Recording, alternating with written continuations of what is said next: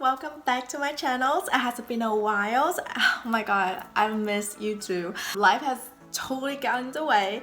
I will, probably get into it later, but I started up the channel again now that I'm more stable. Today I'm going to do a two-part series to how to create a flawless base. I have always been complimented for having beautiful skins, and I would like to share those tips and tricks with all of you guys because everyone deserves to feel wonderful in their own skin.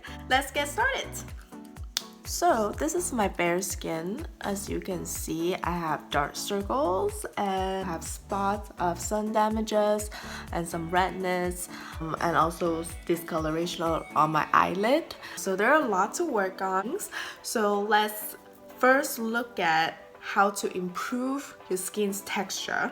So there's multiple problems. The first thing would be dryness. That means dry patches, the roughness when you touch it because it's dry and flicking. So in that case, you should use a hydrating primer and primer that will give your skin a glow. My recommendation is from Bobbi Brown. It's called Vitamin Enriched Face Base. This is being talked to a lot on YouTube and it's a very skincare textures kind of primer, and it works a lot like a thick moisturizer.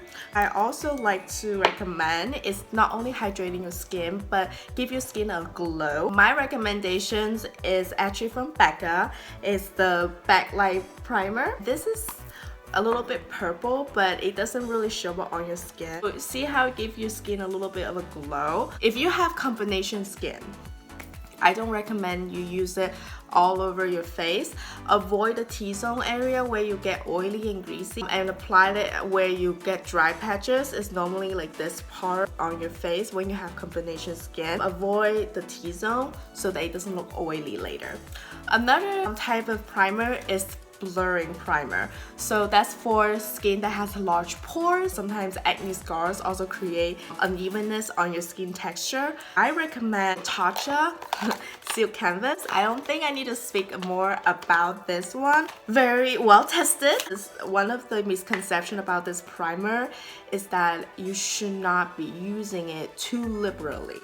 That means that you have the applicator that comes with it and you should only use about that much. That means you should not be applying it all over the face like how I did with the other primer. I don't really have a lot of pores issues, so I'm not going to use this. If I do have pore issue, I will normally apply right here to fill in the pores to make a smooth appearance. So for sensitive skin out there, I normally recommend using a calming primer. My try and true would be CoverFX calming primer because this one, oh my god, I went through like, I don't know, 4 of this. Every time I have a breakout, every time I have like sunburned skin or just allergy, whatever, right? I will use this primer and you will instantly soothe my skin and bring my skin back to the good old days before I do all the damage to it. Don't use too much primer on your skin, even though it's necessary to prime your skin, but do not over apply primer because that will create heaviness before you apply foundation, which is not ideal because you want to have in my opinion, a light and just enough coverage so that you don't feel heavy, cakey, and sometimes even have like breakdowns and lines all over your skins later on the day. So let's move on to color correct. Ladies, I'm gonna be straight up with you. Y'all don't know what y'all want and it's annoying. A lot of people find it very daunting because, oh my god, this is like the legit makeup artist is gonna do. It's too much for the everyday, makeup lover. It's not true because color correct could be a lot easier and efficient than people would think.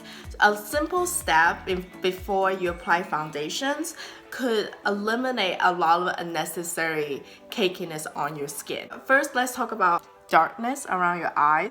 So what I like to do with my dark circle is peachy salmon color. What I like to use is the Mercier Secret Camouflage Concealer. I will use this color right here under my eyes to cancel out my dark circle, and this color right here to brighten this area to bring like youthfulness and plumpness to my under eye. Cream here is actually a little harder than the normal concealer tube kind of texture, so I normally use my finger, the warmth of my finger, to kind of really break down the texture and work it in under my eyes, because you really want to keep your under eye very, very light. I will take my finger and I will go in here and I will go like this, and then I'll take it on my finger, and this is how I will use it. I'll get really close to under my eyes, and then I work it in like that. You see how it start covering my dark circle? Can you see the difference? It's very instantaneous, isn't it? Sometimes I will use it to treat discoloration on my eyelid, just a little bit close to my lash line right here, and I will just tap it out and then just go like that. See? It cancels out the discoloration on my eyelids as well. You see this side and that side. And what I will do after that, I'll use the beige color right here. I'll take a different finger and I'll just tap it under my eyes liberally. Focus on this triangle area. So from the side of your nose all the way up to your eye, the tear ducts, and then also to the edge, like the end of your eye. So this is the area that you want to focus on. It gives you a youthful look under your eyes. It's a very, very simple step you could do before you apply foundation and concealing that will ease your way. However, there's another, my all-time favorite, my co-favorite color correct palette is from Stila, and I think a lot of people already know this, but this is like really hot like years ago. I still use it, and you can see all the dents and stuff on it.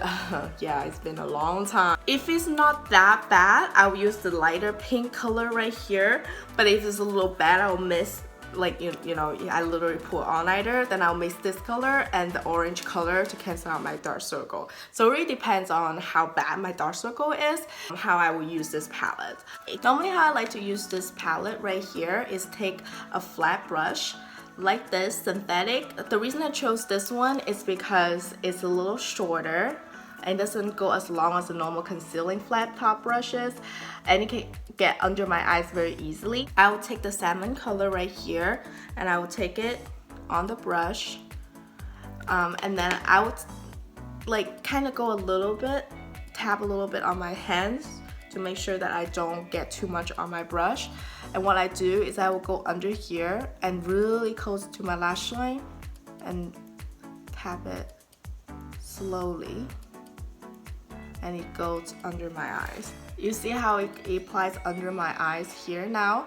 And then normally how I like to do after this is using my hand and then again help blend it into under my eyes.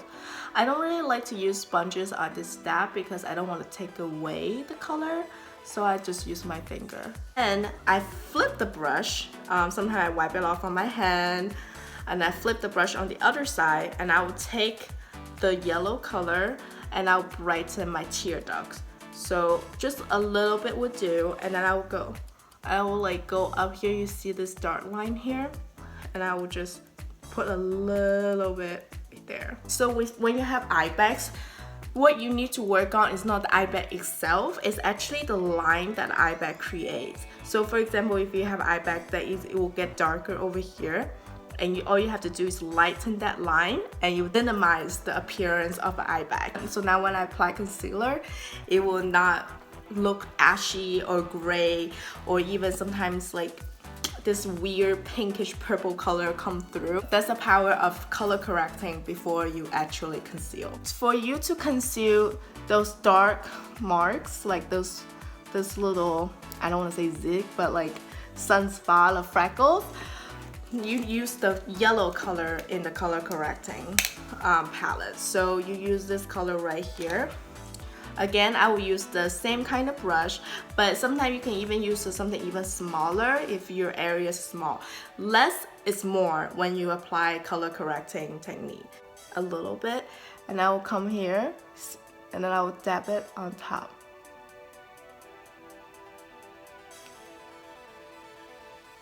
And then again, use my hand. Again, this is not about concealing. We haven't got to that stage yet. This is about cancel out the discolorations, so you return your skin to a more even colored canvas. It's not about concealing yet. We haven't got there yet. But this is the prep step that will save you a lot of trouble down the road. So redness is a very common color that you want to cancel on your skin. It's like, oh, like I have some irritation going on, I have like pimples and things like that. What you like to use to cancel out redness is green. So it's this color right here. So it's the same technique. If you are correcting a spot, you use a smaller brush, a flat top synthetic brush, and you take a little bit of the product and you dab it directly on top, and you use a finger to gently tap it in. Do not rub or over blend it, because that will defeat the purpose. So now let's review what kind of color you use to correct different discoloration on your skin. This salmon color right here you use to conceal dark circle. The green you use to correct the red spot on your face. The dark orange you use to mix with the salmon if you have darker eyeshadow or just darker skin tone. And then this lighter yellow color you use to correct dark spots. This lighter salmon colors when you do not have that heavy of dark circle, use this salmon color to correct that. Or you have veins, use this lighter salmon color to conceal that as well. I like to use a purple primer like this to correct the dullness or brighten my skin. You see, your skin instantly looks a lot brighter. This works well, especially when you have a yellow undertone. I have a yellow undertone because, you know, I'm Asian, so I have slightly more yellow skin. So I like to use this to brighten the dullness on my skin. Last but not least, let's talk about mixing foundation. I will talk more about this in my next video. However, I want to briefly mention mixing or applying liquid highlighter before foundations. So I have a couple of liquid highlighter here from Becca. They're my favorite. You can see Moonlight is my true love. So what I like to do with this is I like to mix this with my foundations to give my foundation an extra glow. I also like to put this into like a matte foundation to make it even more glowy and not as like matte and lifeless. I don't really like a matte finish, but that's just me because I feel like matte finish also accentuates dryness and it also gives you a cakey outlook. I normally like to mix with a little bit of highlighter to give it a little bit of a glow. So I'll take a pump in my hand. See how I don't use that much? Use it very, very, very cautiously. You do not want to look like you have a lot going on, but again, you want a little bit to shine through the foundation. So you want to take a little bit at a time, less is more. See how I like to apply just on the high point of my face. Now it looks super, super greasy, but that's just how it looks right now. Again, this could be applied on top of your foundation as well. So after you apply the foundation, you're like, oh, you know, I want to add a little more glow. You could totally do this on top of your foundation. But I like to do this before foundation, so to avoid lifting or kind of mess up my foundation after it's applied. So I normally like to do this before the foundation. So that's how it looks like. So it looks like wet and very, very glowy and glassy. That's the kind of effect that you want to have before your foundation. So after you apply your foundation, just a little bit of shine is gonna come through, but then it's not gonna look like this, you know, wet or sweaty or greasy or how you like to say it. So that's the first part of the how to create a flawless skins, and that's priming your skin. It's very important to start up your makeup routine with a perfect canvas so you don't have to spend so much time in trying to cover up your imperfections. Let's move on to the next series. Stay tuned.